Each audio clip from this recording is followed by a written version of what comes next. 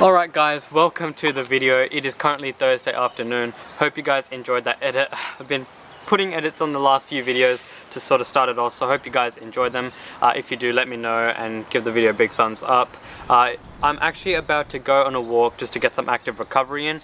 Still a few days to my next dunk session, which will be probably on Saturday, so still a few days. But I wanted to start this video with the title of the video, which is how to sort of get your good dunk sessions and get good days more often.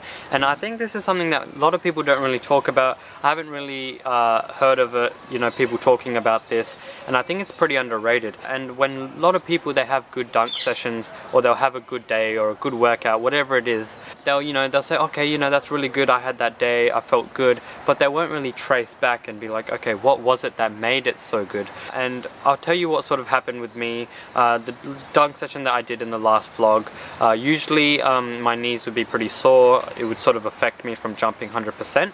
But the last dunk session I was actually able to go 100%, didn't really have any knee problems, felt great, was able to go at max intensity, which is actually pretty hard to do, especially when you get soreness in your knees and things like that, and I felt really, really good. So one thing that sort of just came to me, and I thought, and I said, what caused this? What made me have such a good session? And so what I did is I just sort of traced back to what I did differently throughout the week and the days leading up to the dunk session, which I don't normally do. And if I had to pick one thing that I did completely differently to my normal routine, it's getting in more active recovery. I went in on a lot of walks, especially around the city, because I was filming edits and stuff for you guys, and I definitely could see that pay off in the dunk session. I said, okay, I think this is the only thing I've done different. My rehab and everything stayed the same. The only thing that changed was the amount of active recovery I did. So now I know going into the next dunk session that leading up to dunk session, I should do more days of active recovery, get looser, go for more walks and things like that. Hence why I'm about to go on a walk now. So my tip to you guys is, whenever you do have a good session, make sure you don't just say, okay, that was good and sort of move on. Make sure you trace back a few steps. What did you do that caused that to be a good session? Did you rest more? Did you stretch? Did you do more active recovery? Whatever it is, and that way you can sort of capitalize on that, do that more often, and then you can have a better dunk session more often. And rather than having those dunk sessions which you get really good height, rather than having them maybe once a fortnight or once a month, you can have it way more often. So that's a little tip I wanted to give you guys. Hope this helped. I'll see you next clip. Peace. Okay guys, so it's currently Friday afternoon. The dunk session is tomorrow, but I thought to wrap up this video, I'd just go over a couple things that I did wrong in the previous dunk session in terms of technique. So that way, if you guys are sort of struggling with the same things and you can relate to that, then you can also fix it. I might do this as a regular thing as well, and I'm thinking of doing a segment where I try to analyze people's form just to help them. So if you're interested, let me know in the comments below. So the first thing I noticed, and a lot of people in the comments have been saying this as well, and I totally agree, is not really running in a curve. I was sort of throwing the lob from straight up. And the reason being is because I've been dunking in this court inside at my home for so many years, it's not really set up for me to run in a curve. So I'll throw the lob and I'll kind of just run straight. But one thing I really need to work on is trying to get comfortable running from the wing and throwing the lob from the wing. So if this is an indoor court, for example, instead of throwing it from here, I might, say this is the wing, throw the lob from here, and then start in a little bit of a curve.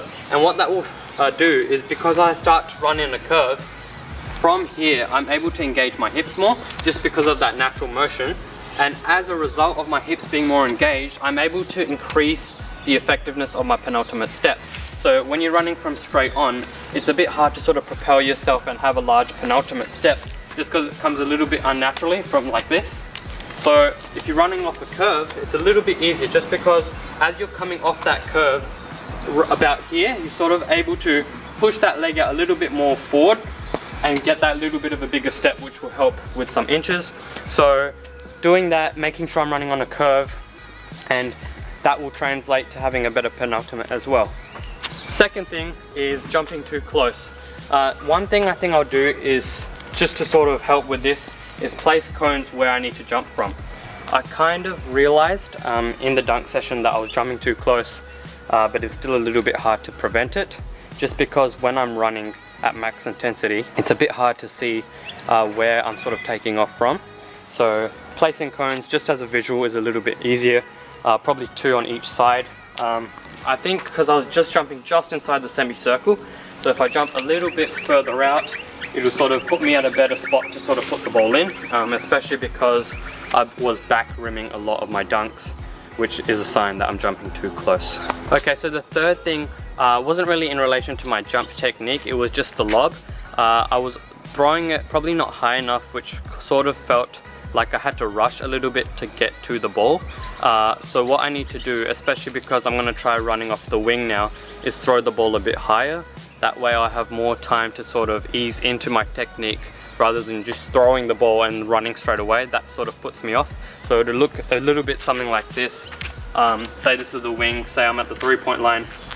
I throw the ball high, sort of measure it out, see if it's a good lob, start taking my steps and running in that curve, rather than just being straight on, ditching it and then running, because that way I don't really know how good the alley, the lob will even turn out, and it just really puts me in a rush to sort of get to the ring. So those are 3 things that I'm sort of going to work on. Hope this helped you if you're sort of struggling with the same things. Dunk session in the next video. 3 videos this week, so if you guys like the frequency of 3 videos a week, let me know.